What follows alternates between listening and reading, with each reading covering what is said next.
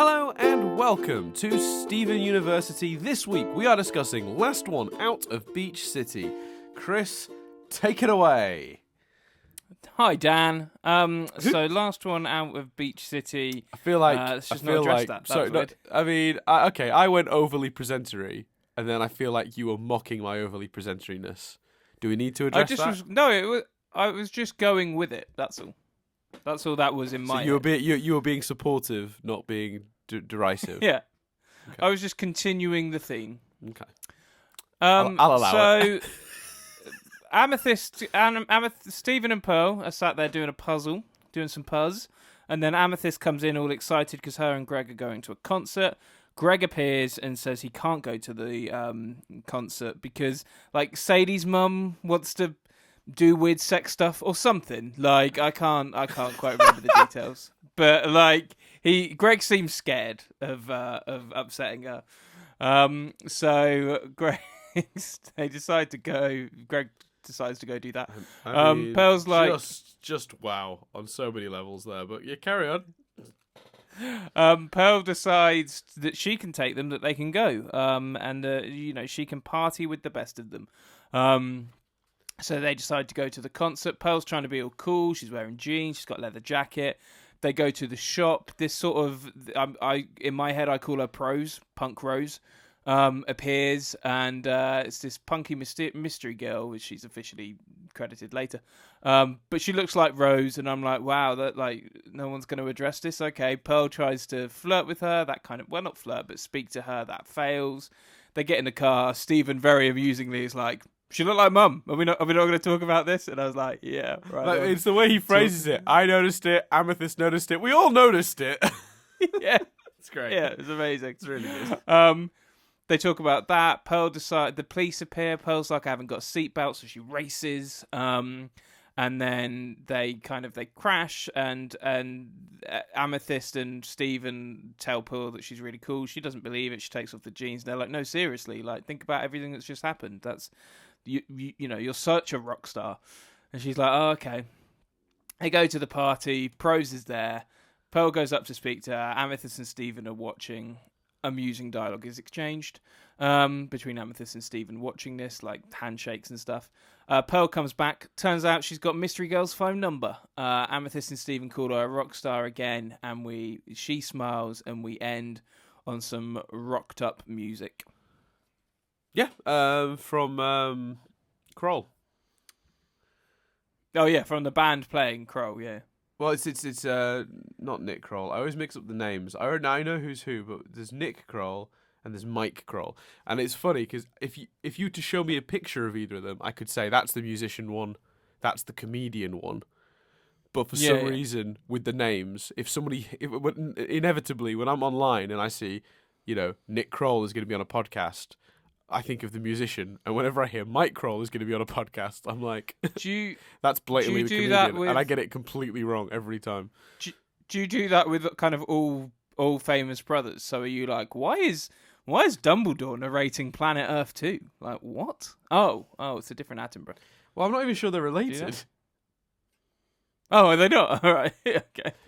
No, I think Nick Kroll is just a coincidentally surnamed comedian, and yeah, so Mike Kroll is the musician and Nick Kroll is the comedian. But I honestly struggle to when I just see the names written down to get them the right way around. But anyway, so yeah, the music is actually from Mike Kroll. That's cool. Who, to be honest with you, I wasn't that familiar with prior to this episode, but I've listened to a couple of his tracks. It sounds like you're not too familiar with him now, Dan, to be fair. But... Well, it's but it's funny because, again, I if you were to show me a picture of either of them, I could tell you. But when the names are just written, I'm like, which one is this? Yeah, we get it. Nick, Mike, it's one of them. It's one of the Krolls. One of them's a musician, one of them's a comedian. Fuck knows which. So was this music specifically commissioned for the show then? Yeah. No. This is one of his. No, this is one of his actual tracks. Sorry. It was commissioned in the. Sorry, right. I misunderstood. No, it wasn't commissioned for the show. It's an existing track that's on an album by Mike Kroll. And I've got that album, and it's pretty good. That surprises me that they wouldn't commission or create their own rock-sounding song, considering that's what they've done for every other song. I think it just felt like they wanted an authentic act, and he's actually the person on stage in the show, the animated character, is designed to look like the real Mike Kroll. Okay. I just think they went for a sort of an authentic sort of that weird sort of LA garage rock. I don't know what you want to call it. That sort of that vibe, you know, the Mars Argo sort of like sound. I'm probably butchering by describing it as that, because I'm sure Mars Argo don't probably consider themselves as part of that vibe anyway. But yeah, that's what I associate it with. It's like that era, like that not era, that like style of rock music, which is usually good. I hear a lot of it when you hear a lot of that kind of music when you listen to Jonah Radio. That's how I found out about the Unicorns and a few bands like that. But yeah, so that's one interesting element of the episode. You're right; it would normally be the show's style to sort of write the music themselves, but I just think they wanted some authenticity to it. Rather than imitating a rock band, actually get one's track and animate them into the show. Yeah.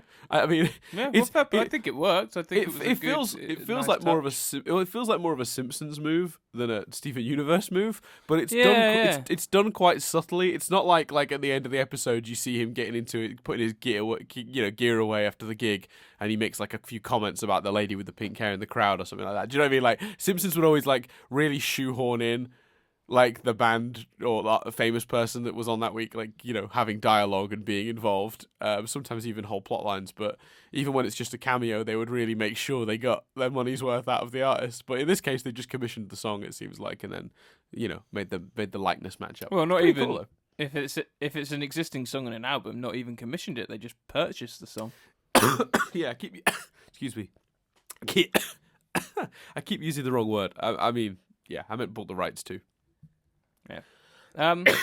Cool. I thought this episode was great. I thoroughly enjoyed it. At first, I was like, my only thing at first was I was like, I didn't think they'd necessarily set up that Pearl, you know, it's not like Amethyst called her boring loads and she looked upset. It seemed like a slight detour for Pearl.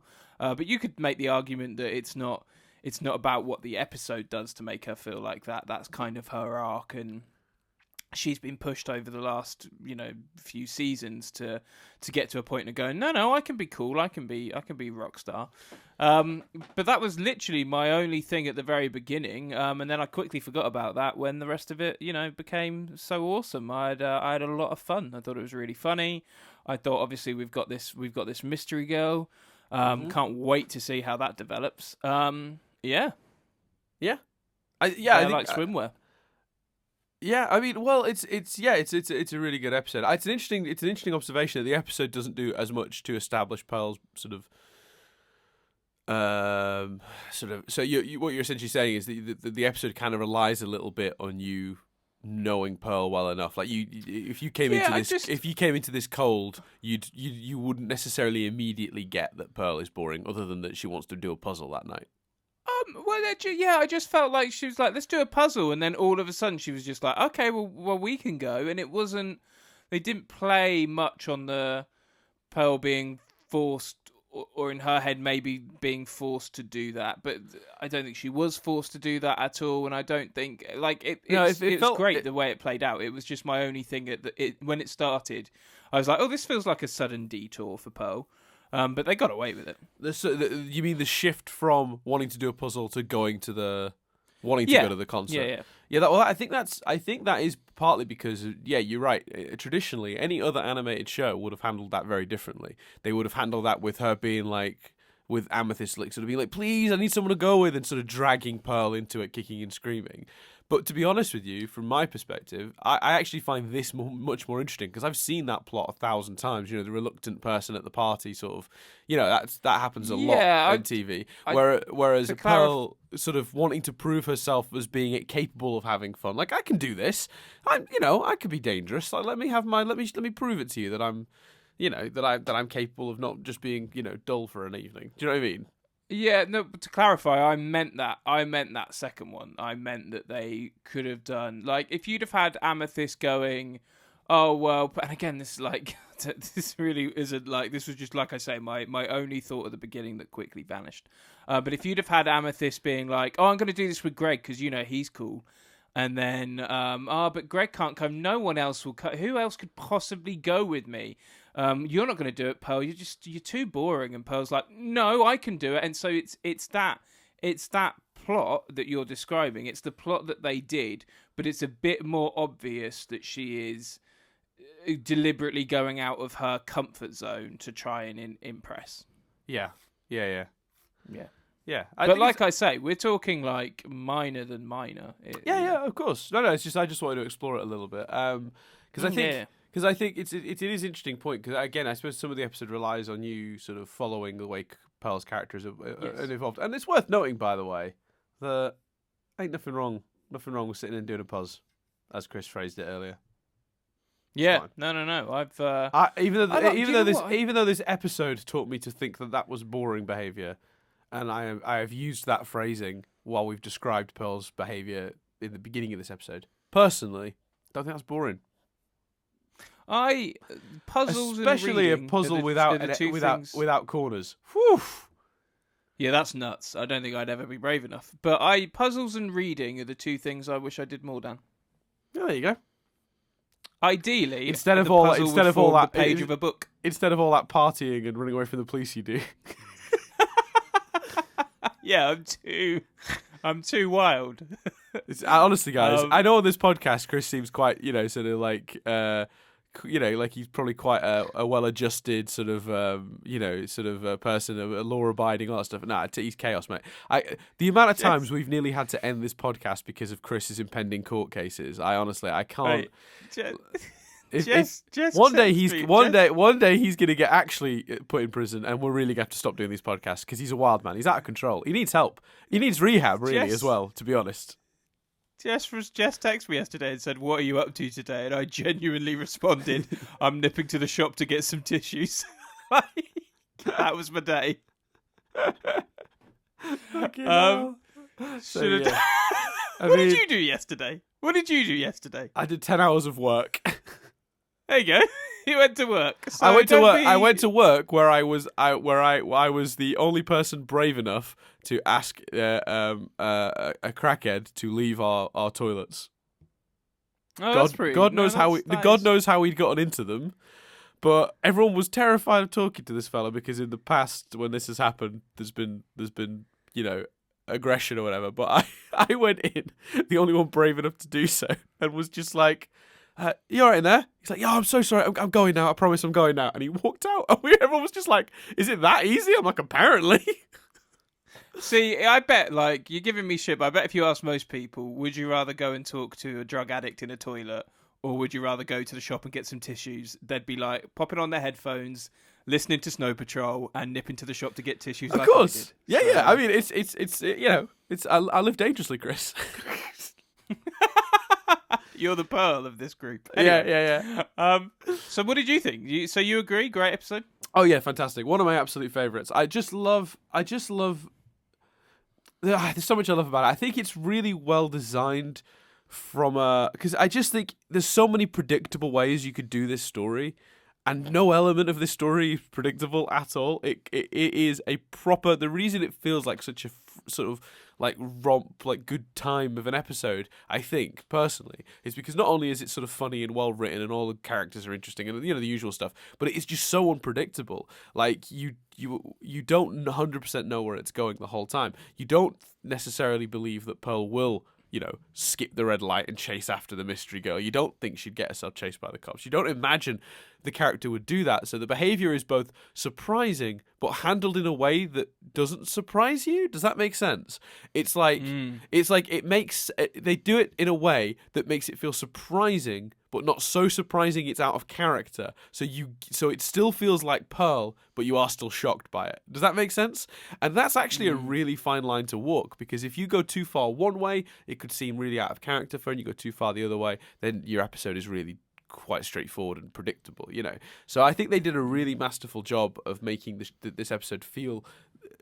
It had a vibe of the chaos that Pearl wanted to give it, but also that weird voice of reason element under it constantly through Stephen, which is perfect, because it's that is where a lot of the comedy comes from.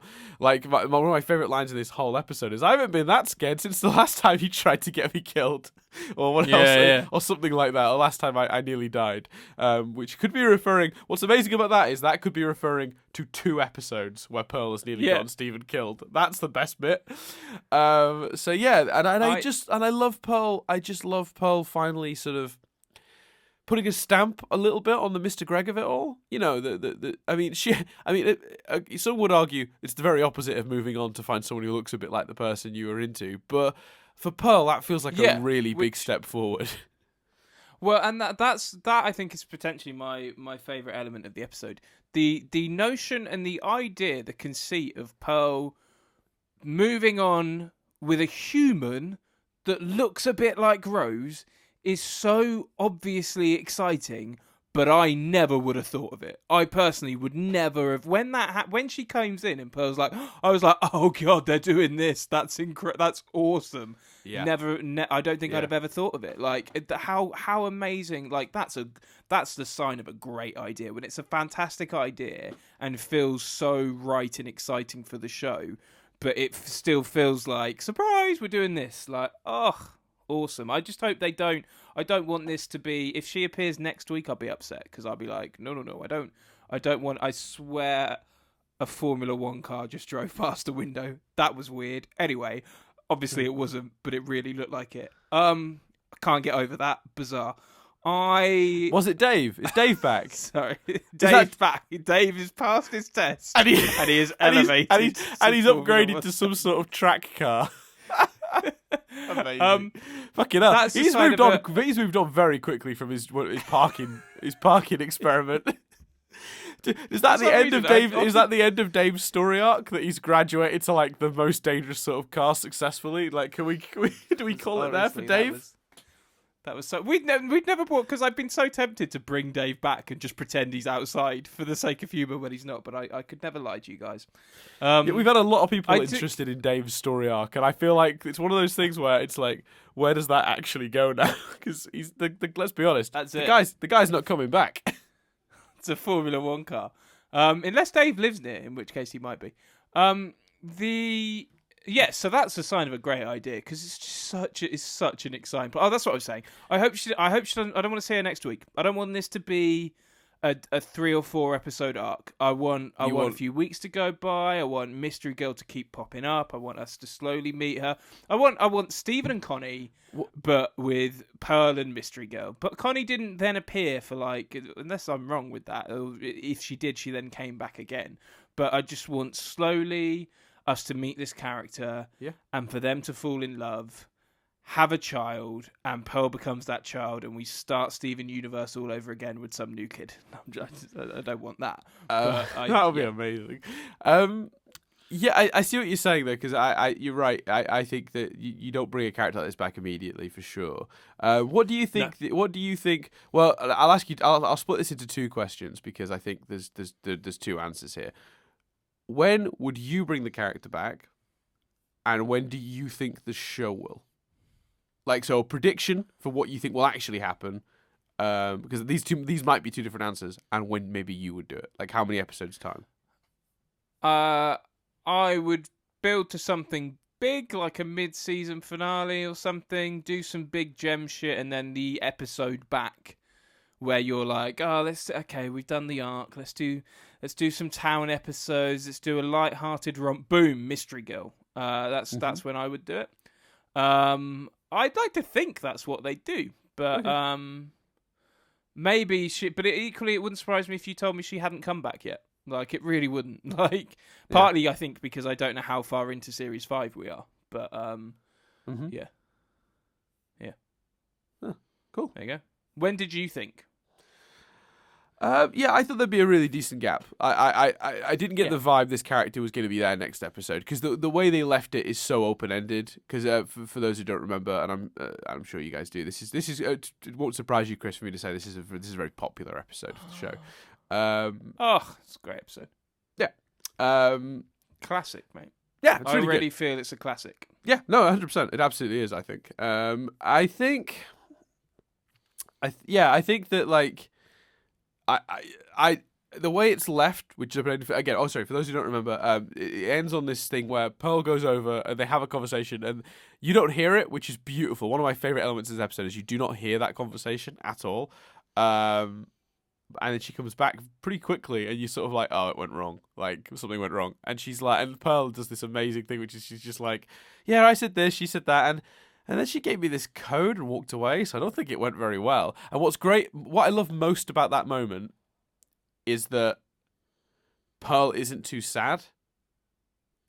Because I think that communicates that the lesson learned was about taking chances and sort of living your life the way you want to and going for those opportunities when they occur. And the actual outcome of those, take it or leave it. If it works out, it works out. If it doesn't, let's not be too, bummed out about it. Yeah. So because when Pearl returns to them, even though it's used for a gag, because Pearl goes, she gave me this code, and they're like, that's her phone number, you just scored digits, like, high five. Before they get to that bit, there's that brief moment where what the show actually ends up communicating to you, the audience, is that because in that moment Pearl thinks it's gone badly. Well, not badly, but she doesn't think it's worked out brilliantly. But she's completely relaxed, kind of chuckling about it. Like, you know what I mean? So I think that's actually, in a weird way, the more powerful element of it. So because it's left so open-endedly, and with Pearl having learnt sort of a lesson of sorts, I was totally happy to wait,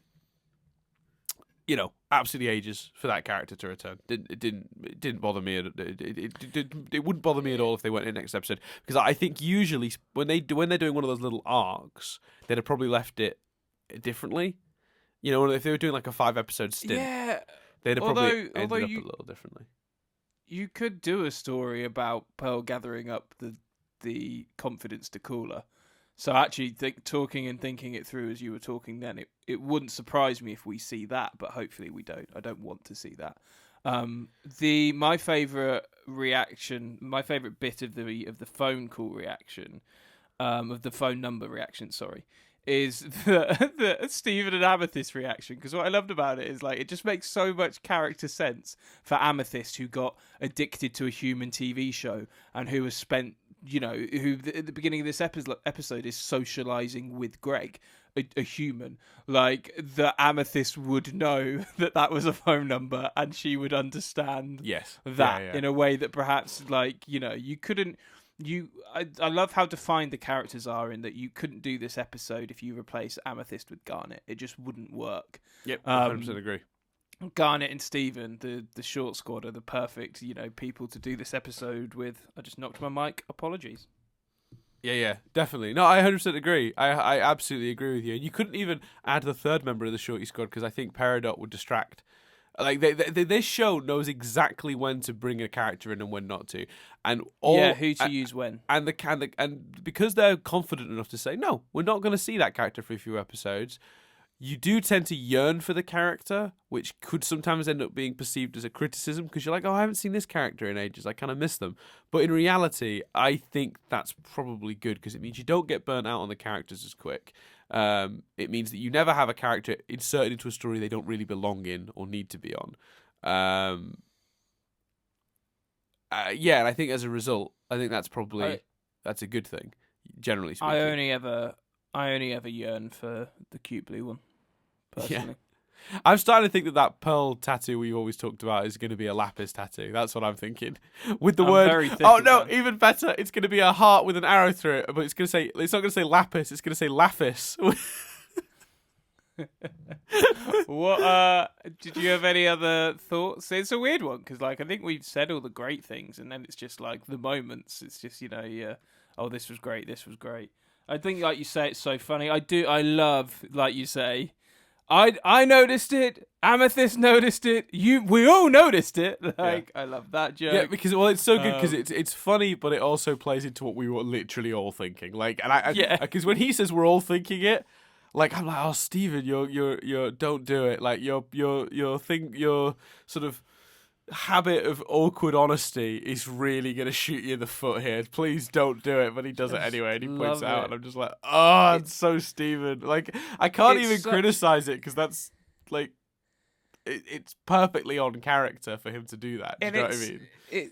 it's so exciting because it's potentially the, you got your ships, you got your Stephen and Connie, you got your you've got your Peridot and Amethyst, or Cute Blue One and Peridot, whatever, all of that stuff. You got all the ships, right? But like, with the exception potentially of Lars and Sadie, like I view this to potentially be like one of the easiest things you can ship, because Stephen and Connie, the more you ship that, the more it will play into the story, which is not necessarily a bad thing. But it's wanting. It's the people that wanted Jim and Pam to get together and then moaned when they got together because they're like, well, what's the story now? It's wanting Ross and Rachel to have a kid, and then people going, well, what do we do now with the baby? Like, is the baby just in the background of every scene? How do we, not acknowledge the baby?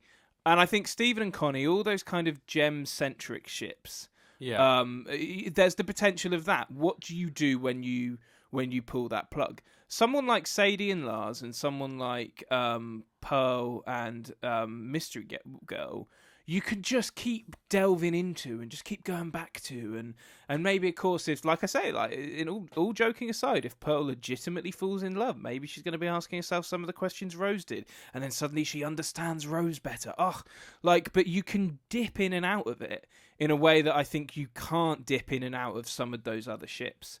It is probably the, like, I love the gem stuff, but this, as has been said before, I'm a big sucker for romantic stories, and this is potentially the most excited I've been about a potential ongoing storyline in this show. I'm so excited by this episode. So yeah, that's awesome. That's really good. So for, it's one of those things where it's like my point when I was at this stage was just like, play it right now. Like, you've really good foundations. You've got to handle it right going forward. But I'm with you. I think it's exciting as well. And I think I think it's a really good end game for Pearl, because when you look at her arc and you look at that unrequited love sort of story they've been going with Pearl, I think it's really cool, the idea that, like, this time it's not this time, but like the conclusion to that story could be Pearl in a relatively happy sort of functional relationship with somebody, and people always said that, people always said in the comments, we've always had it when we describe the Pearl Rose thing as unrequited. They always go, oh, I think Rose cared for Pearl, and it's like, yeah, she probably did. She might have even loved Pearl. I don't know. It's hard to say, but it never became a thing. So is that not the definition of unrequited? And I don't know if it never became a thing because of gem society, maybe because pearls are just a pearl, as Pearl has phrased it a few times, maybe because they're these sort of servitude sort of. Maybe that programming was still ingrained in Pearl to the point where she never felt comfortable to voice it, and therefore it never really became a thing for other reasons. And it could be that Rose had feelings for Pearl at some point, but I tend to think not, for the main reason that it kind of would hurt my impression of the Rose-Greg relationship. Yeah. I like to think that Greg was sort of the one for Rose, like, and it was kind of like that.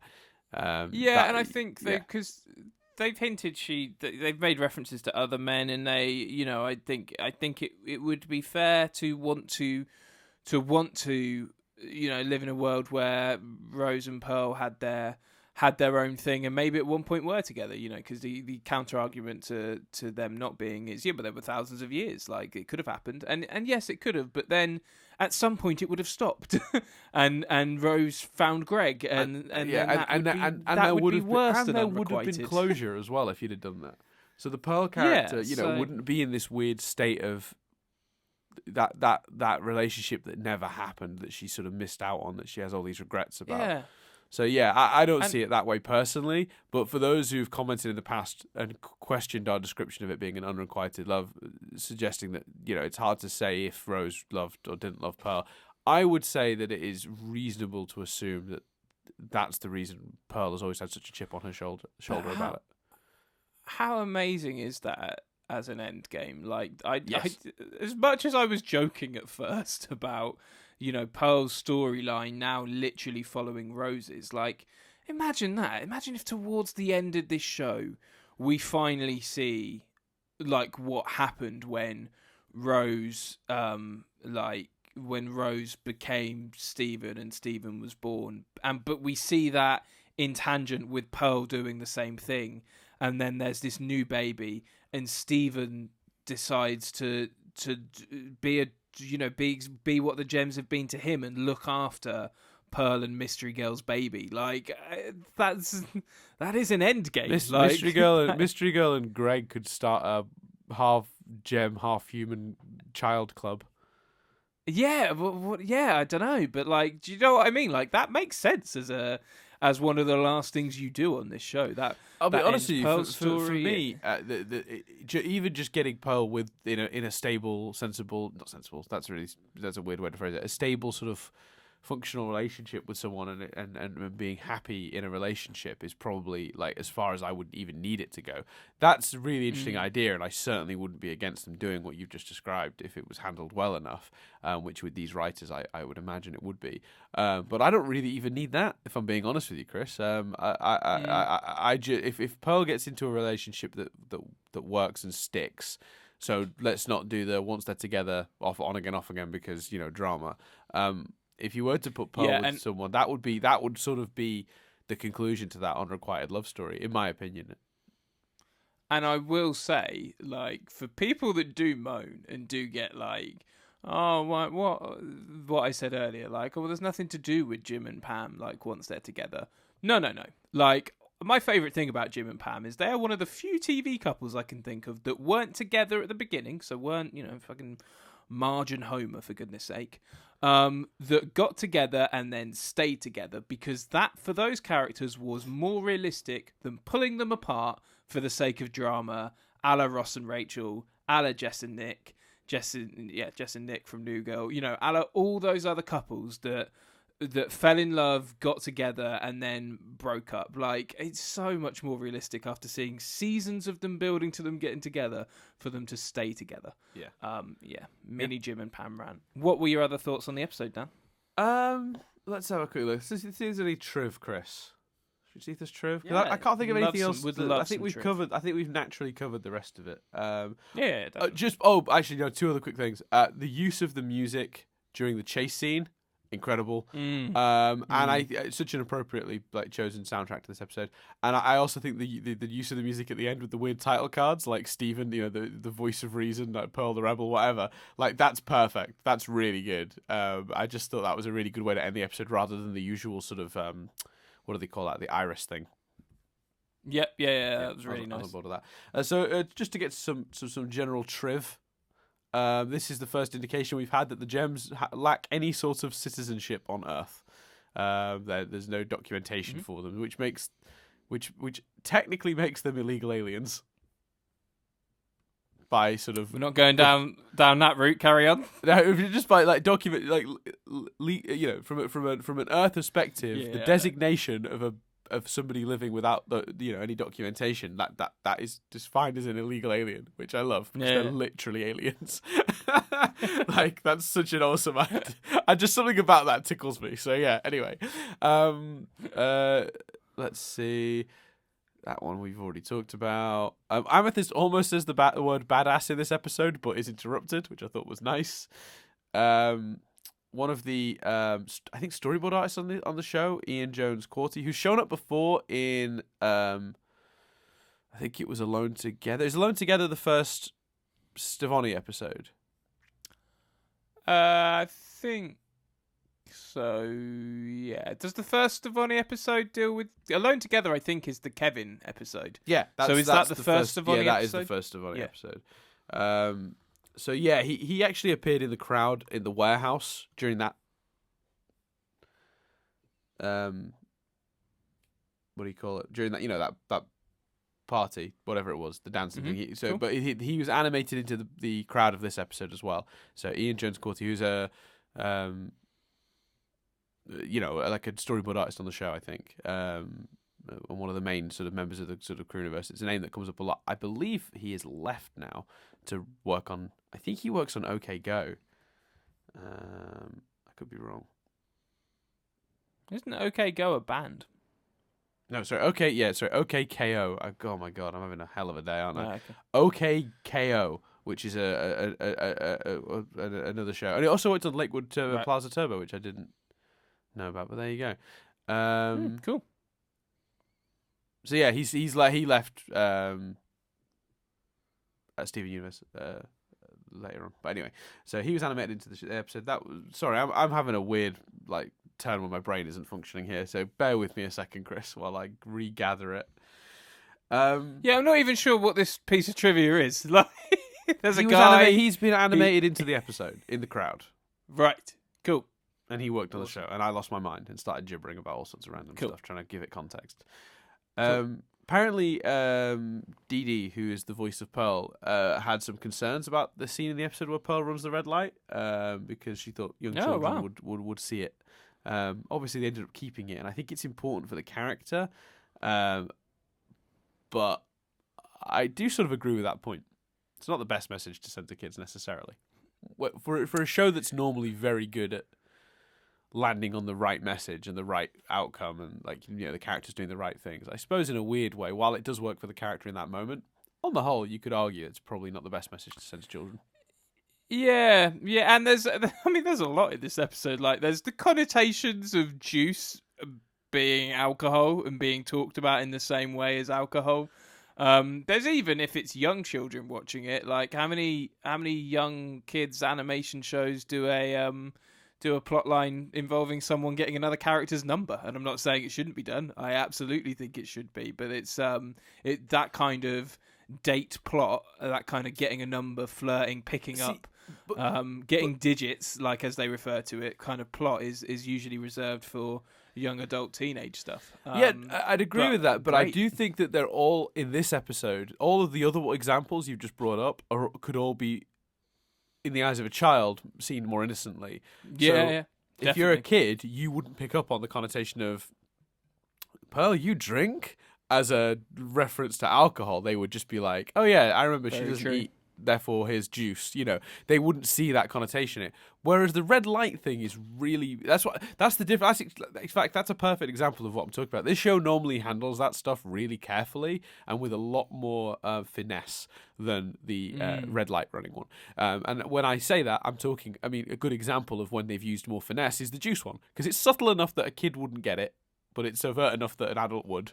And it's kind of a funny gag, makes the reference to the thing you think it's making to, and then moves on without really doing anything particularly. Like, it's not like Pearl gets drunk in this episode. She literally drinks the juice. It doesn't like it, So it's it's one of those things where it's an interesting line that they've crossed there that they wouldn't usually have done in such an overt way. Yeah. That's fair. I can see what she's saying, but I'm glad they kept it. Me too. For the character, I think it's really valuable. But I do sort of, yeah. Mm-hmm. Well, any more triv? Yeah. There's a few. So apparently, Lauren ZUIKE, who worked on this very episode, and some of the recent ones we talked about actually, she seems to have come up a couple of times. She did a drawing, I think, for Tumblr called Bad Pearl. And it was Pearl in like a leather jacket and stuff, and Pearl's cool clothes in this episode resemble that piece of artwork that was done as a sort of almost like a joke on Tumblr. That ended up being sort of like the basis for the outfit she chose to wear in this episode, which I thought was pretty cool. Oh, cool. Mystery Girl's phone number includes 313, which is an area code for the western portion of Maryland, which is actually the state that Rebecca Sugar is from. Nice, cool, good touch. Yeah, thought that was nice. The title is a reference to the 1998 Less Than Jake song, which was last one out of Liberty City. Nice, that's a very cool touch. Yeah, I like that too. Obviously, Amethyst mentions the pit, which is a likely reference to the mosh pit, and this is further doubled down on later when Pearl talks about people pushing each other in the crowd, which I thought was kind of funny. I'm not sure if that's triv as such as an actual thing that happened in the episode, but we'll take it. Yeah, I love the idea that Pearl doesn't know enough about human culture to know about giving someone your phone number, yet she's well adverse to shoving in mosh pits. Yeah, she knew all about that. She's clearly not her first concert. The face logo on the back of Pearl's jacket is likely a reference to the logo of the band Nirvana. Mm-hmm. The Strawberry Sugar Shock Shutdown energy drink has a similar logo to that of Monster Energy. Nice. And then a very frequent... We almost need to make a separate sort of like section for this in Triv, which is just, cars exist. Which is, I mean, whenever there's a car in the show, it does seem to be based on a real life model, which makes perfect sense if you want to draw it accurately. But it's always interesting, the choices.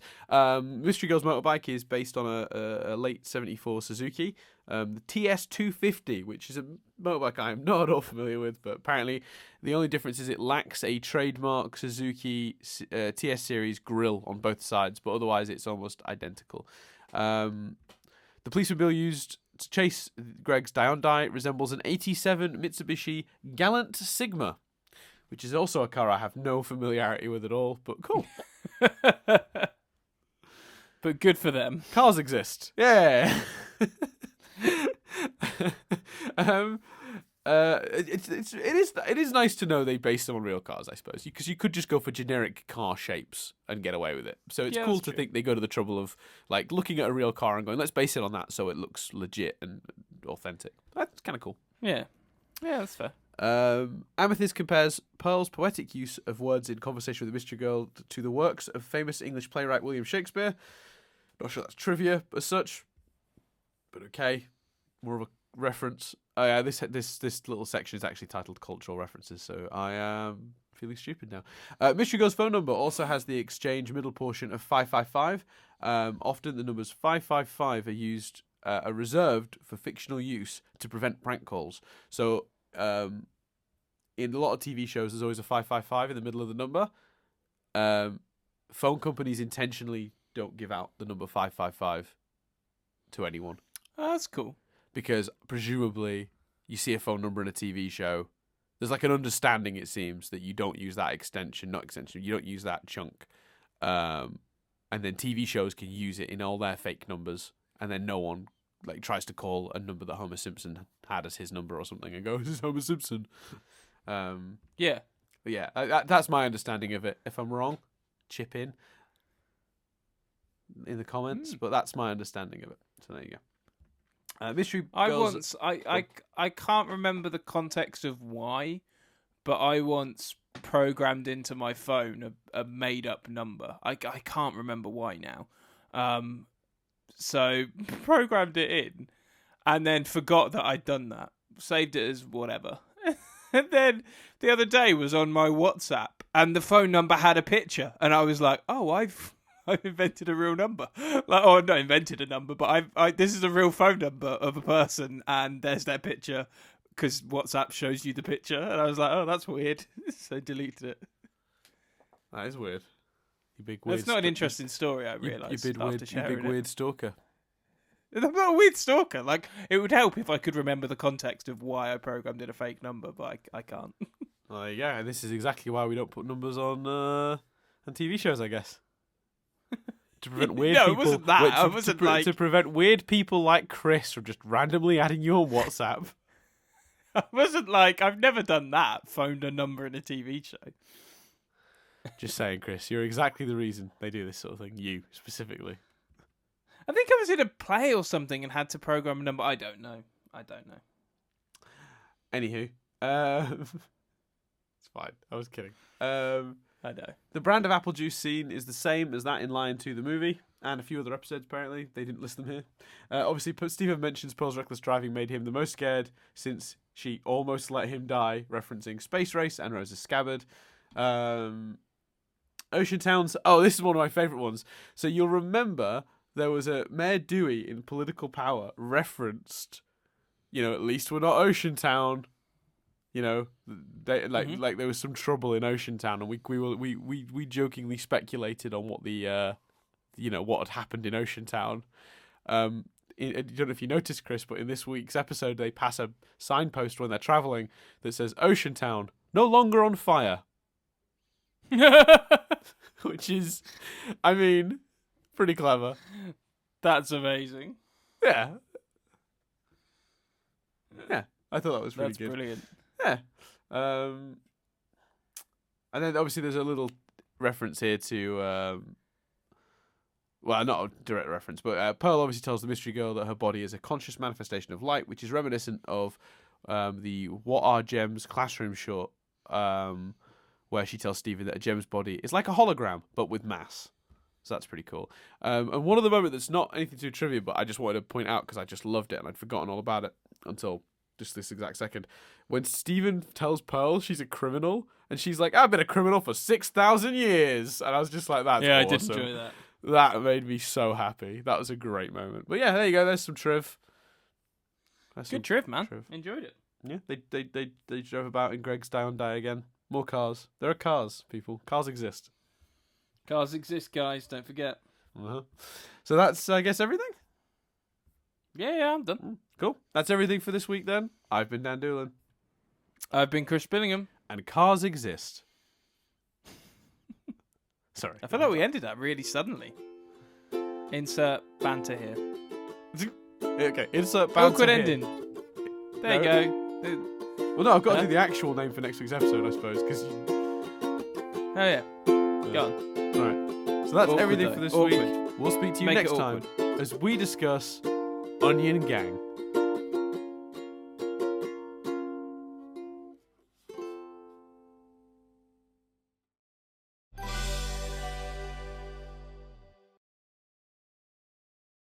It's a gang of onions. It's my prediction. It's a good prediction. Cheers, mate. Cool. Awkward endings are back. Love it. I'm gonna stop recording now. Please. In 3, 2, 1. See, what I've done there is I've let Chris stop recording so that I can tell you all that I wasn't kidding at all. He is an absolute menace to society. I think he might get me killed. Please get help. Send for help. I'm still recording! Oh, damn it! I believed you. Now I am stopping.